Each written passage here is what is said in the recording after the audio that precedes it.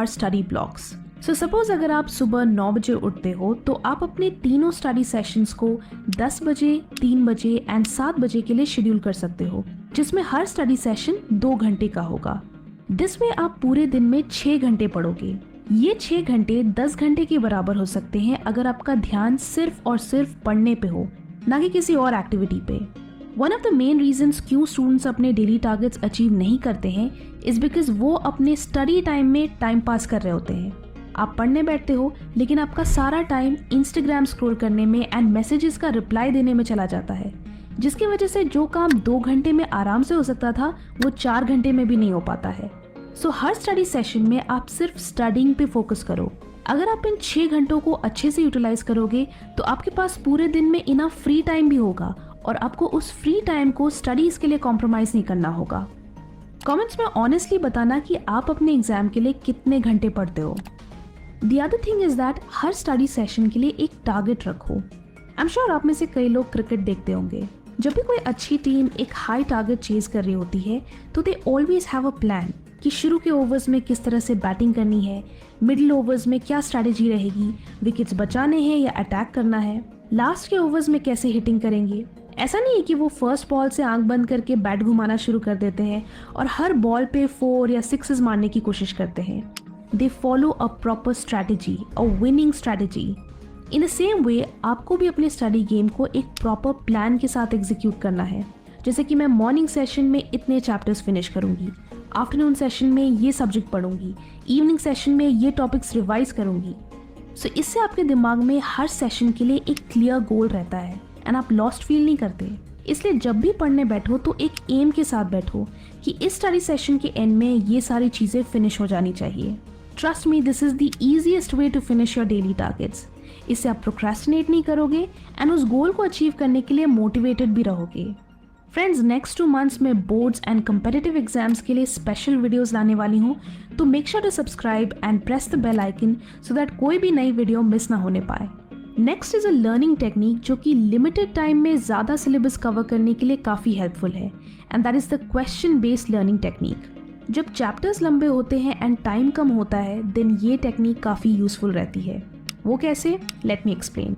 इस मेथड में आप जब भी किसी पैराग्राफ को पढ़ते हो and you find it important तो आप उस पैराग्राफ से एसोसिएटेड क्वेश्चंस बनाओ एंड उन्हें एक नोटबुक में लिखते जाओ एंड उनके आंसर्स के पेज नंबर्स भी बगल में लिखते जाओ। नॉर्मली आप आंसर्स के नोट्स बनाते हो, लेकिन इस मेथड में आप क्वेश्चंस की लिस्ट बनाओगे। क्यों? क्योंकि कई बार जब आप कोई भी चैप्टर पढ़ने बैठते हो तो आप बस लाइन बाय लाइन चीज़ें याद करते जाते हो विदाउट इवन नोइंग कि उस पैराग्राफ से या उस सेक्शन से किस तरह के क्वेश्चंस आ सकते हैं, क्यों ये पढ़ना इंपॉर्टेंट है। इट्स लाइक आप डायरेक्टली आंसर्स याद कर रहे हो without even knowing the questions. और जब एग्जाम में सारे चैप्टर्स के क्वेश्चंस एक साथ आते हैं तो आप कंफ्यूज हो जाते हो एंड सही आंसर रिकॉल करने में स्ट्रगल करते हो। सो जब आप क्वेश्चंस बनाकर याद करते हो तो आपकी लर्निंग और स्ट्रॉन्ग होती है, क्योंकि तभी आप मटेरियल के साथ कनेक्शंस बना पाते हो। इट्स नॉट अबाउट कि आपने एक प्रोसेस के 5 पॉइंट्स याद कर लिए। It's about what is it, why it happens, what does it lead to, what causes it. जब आप ऐसे क्वेश्चंस के साथ उसे याद करते हो तो आप उसे एक प्रोसेस की तरह समझते हो एंड फिर उसे याद रखना और आसान हो जाता है। You can use this as a revision technique as well. Revision के दौरान इस क्वेश्चन की लिस्ट को रेफर करो एंड सारे आंसर्स खुद से रिकॉल करने की कोशिश करो। अगर आप किसी पर्टिकुलर क्वेश्चन को आंसर करने में स्ट्रगल करते हो then mark it and book में उसके आंसर को वापस रेफर करो। ये काफ़ी time saving and effective learning technique है, क्योंकि यहाँ आपको लंबे लंबे नोट्स बनाने की ज़रूरत नहीं पड़ती, प्लस आपकी लर्निंग भी और स्ट्रॉन्ग होती है। अगर आप अपनी मेमोरी को इम्प्रूव करना चाहते हैं तो उसके लिए मैं आपको एक बुक रेकमेंड करना चाहूँगी जिसका नाम है अनलिमिटेड मेमोरी। आई रिमेंबर जब मैंने इस बुक को कुछ मंथ्स पहले पढ़ा था तो आई थॉट काश मैंने इसे अपने स्कूल या कॉलेज टाइम में पढ़ा होता, क्योंकि इसमें कई यूनिक मेमोरी ट्रिक्स हैं जो आपके लिए मटेरियल को लॉन्ग टर्म याद रखने के लिए काफ़ी हेल्पफुल होंगी। अनलिमिटेड मेमोरी की complete book summary Kuku FM app पर अवेलेबल है और यहाँ और भी कई वर्ल्ड फेमस बुक्स की audio book and book summary audio format में अवेलेबल है। फंडा ट्यूब सब्सक्राइबर्स इसे 50% ऑफ में पूरे साल के लिए सब्सक्राइब कर सकते हैं, जिससे उन्हें करीब 10,000 से भी ज्यादा ऑडियो बुक्स का एक्सेस मिलेगा। यूज फंडा tube exclusive code FT50 and first 250 users को 50% ऑफ मिलेगा एंड साथ ही 100 लकी यूजर्स को मिलेगा 100% कैशबैक। यानी कुकू FM का ₹399 का सब्सक्रिप्शन पूरे 1 साल के लिए बिल्कुल फ्री। सो अपनी फेवरेट ऑडियो बुक्स को सुनने के लिए download Kuku FM app, link description में है। Next is to track your progress.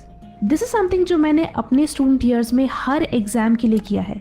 And सबसे इंटरेस्टिंग चीज़ ये है कि मुझे पता भी नहीं था कि मैं यहाँ कोई मेथड या कोई टेक्निक यूज़ कर रही हूँ। मुझे ये बिल्कुल कॉमन सेंस एंड लॉजिकल लगता था। I needed to have that clarity कि मेरी प्रिपरेशन कितनी कंप्लीट हुई है एंड कितनी बाकी है। इसके लिए I used to take a monthly calendar and write down कि मैं एवरी डे क्या क्या पढ़ रही हूँ, सो दैट आई नो कि मेरी प्रोग्रेस कैसी है, मेरे पास कितना टाइम बचा है, कितने सब्जेक्ट्स बचे हैं, कितने चैप्टर्स बचे हैं। Trust me, this was very helpful in keeping me on track with my preparation, because इससे नंबर 1 आपके सामने एक क्लियर पिक्चर रहती है कि यार बहुत सारा पोर्शन है, बहुत पढ़ना है, so procrastination and time waste करने का तो स्कोप ही नहीं है। दूसरी सबसे इंपॉर्टेंट चीज़ ये है कि आपको अपनी स्पीड के बारे में पता चलता है कि आपकी स्पीड कैसी है। क्या आप एक सब्जेक्ट में बहुत टाइम तो वेस्ट नहीं कर रहे एंड आपके पास बचे हुए सब्जेक्ट्स के लिए इनफ टाइम है या नहीं। And the third thing is that कि आपको ये भी देखने को मिलता है कि आपने कितना कुछ कवर कर लिया। यू फील प्राउड कि मैंने एक हफ्ते में या एक महीने में इतना सारा पोर्शन फिनिश कर लिया and I still have so much time. तो एक सेंस ऑफ अकॉम्प्लिशमेंट भी फील होती है and at the same time इससे आप अपनी प्रिपरेशन को लेकर और रिस्पॉन्सिबल हो जाते हो।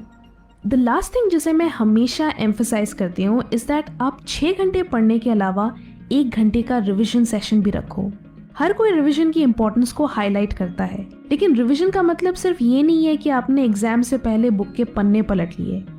अगर आपने किसी चीज़ को 1 हफ्ते पहले या 6 महीने पहले याद किया था एंड आप उसे एग्जाम के 1 घंटे पहले रिवाइज करोगे तो आपको सारी चीज़ें strange, alien and extra terrestrial लगेंगी। इसलिए लर्निंग एंड रिविजन को hand in hand. Every day जो पढ़ते हो उसे at the end of the day revise करो, पूरे हफ्ते जो पढ़ते हो उसे वीकेंड्स पे रिवाइज करो। दिस विल एंश्योर कि आपको एग्जाम से पहले किसी भी तरह की पैनिक अटैक ना हो and you are familiar with the material. So I hope आपको ये टेक्निक्स अपनी स्टडी सेशन को and you are familiar with the material. So I hope आपको ये टेक्निक्स अपनी स्टडी सेशन को और इफेक्टिव बनाने में हेल्प करेंगी। मेक श्योर कि आप स्टडीज़ के लिए जितना भी टाइम डेडिकेट करते हो आप उसे अच्छे से